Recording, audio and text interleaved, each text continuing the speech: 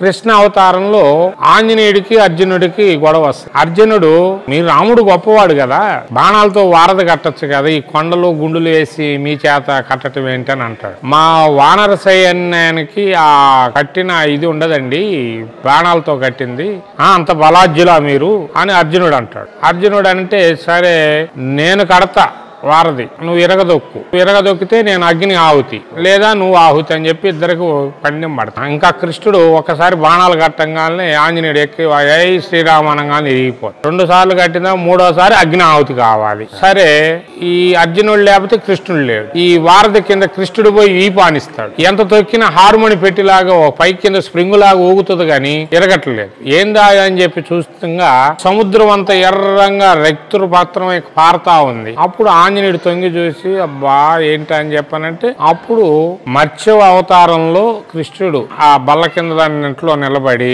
తాబేల అవతారం వీపంతా గొల్ల అయిన తర్వాత చూస్తే ఇట్లా సంగతి.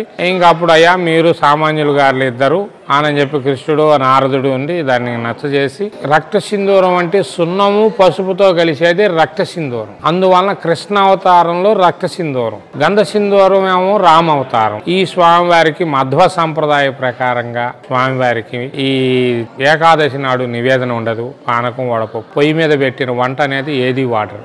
ఆ ఏకాదశి రోజు నెలకొచ్చి 2 ఏకాదశులు వస్తాయి. 2 రోజులు స్వామివారి పస్తుగా ఉంటాడు. ఈ స్వామివారు ఏదైనా కానీ మనస్ఫూర్తిగా నమస్కారం చేసుకుని వెళ్తే 41 డేస్లో మీ కళ ఏదైనా నెరవేరుతుంది.